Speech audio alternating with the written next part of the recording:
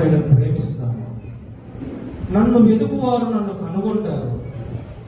నన్ను కనుగొన్న వారు జీవంలోకి వెళ్తారు. నన్ను కలిగి ఉన్న వారు జీవమును చూస్తారు.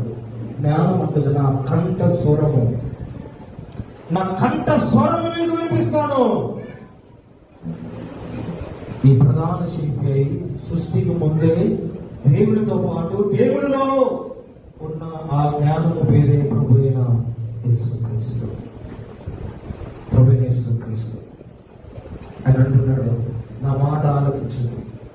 నా మాట ఆలకిస్తే పెట్టడంత జీవితం, పెట్టడంత జీవితం, బాల్యం మొదలుకొని ఈ జ్ఞానము కలిగి ఉంటే నీ బాల్యములో ఈ జ్ఞానము తల్లిదండ్రులు నీ పిల్లలకు నేర్పించగలిగితే, పనుకున్నప్పుడు, లేచినప్పుడు, కూర్చున్నప్పుడు వారిని పరీక్షిస్తూ జ్ఞానం నేర్పిస్తే, బాలులకు సమయాలు దేవుడి దయలో వర్తిల్లాడు, ఎదిగాడు. మీ పిల్లలు వర్తిల్లుతారో ఎదుగుతారు. కేవలం ఎదిగే పిల్లల్లాగా ఉంటే ప్రయోజనం మీకేమీ లేదు. ఎదిగిన తర్వాత, వర్తిన తర్వాత, టీనేజ్ లో, యవనంలో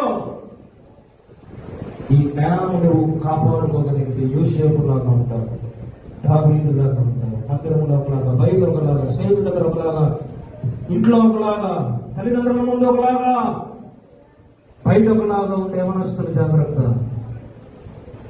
జాగ్రత్త. ఏ జ్ఞానము మీలో ఉన్న క్రీస్తు అనే జ్ఞానం లేకపోతే జీవితంలో సక్సెస్ కాలేదు. జాగ్రత్త. మధ్య వయసులో ఉన్న తల్లులు, మధ్య వయసులో ఉన్న తండ్రులు, యెహోవా యందు భయభక్తులు కలిగిన వాడు, జ్ఞానవంతురాలైన స్త్రీ, ఇదిగో ఈ జ్ఞానము కలిగిన మధ్య వయసులో ఉన్న పురుషుడు, ఈ జ్ఞానము కలిగిన మధ్య వయసులో ఉన్న స్త్రీలు నీ ఇంటిని కట్టుకోగలుగుతావమ్మా.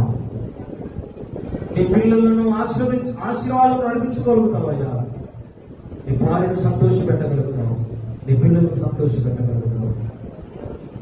ముసలితనం వచ్చాక కూడా, ముసలితనం వచ్చాక కూడా అంటున్నాడు దేవుని వాక్యము, ఇంకనూ చిగురిస్తావు, ఇంకనూ సారము కలిగి ఉంటావు, కాళీకులాగా ఉంటావు.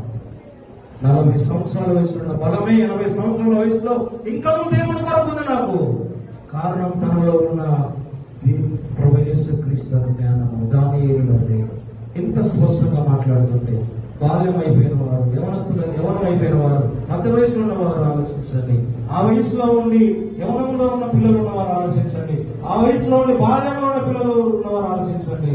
మీకు మీరు ఆలోచించుకోండి. ఈ జ్ఞానము సంపాదించుకోండి. ఈ జ్ఞానమును కాపాడుకోండి. ఈ జ్ఞానమును స్థిరపరచుకోండి. యేసుక్రీస్తులో కొనసాగండి.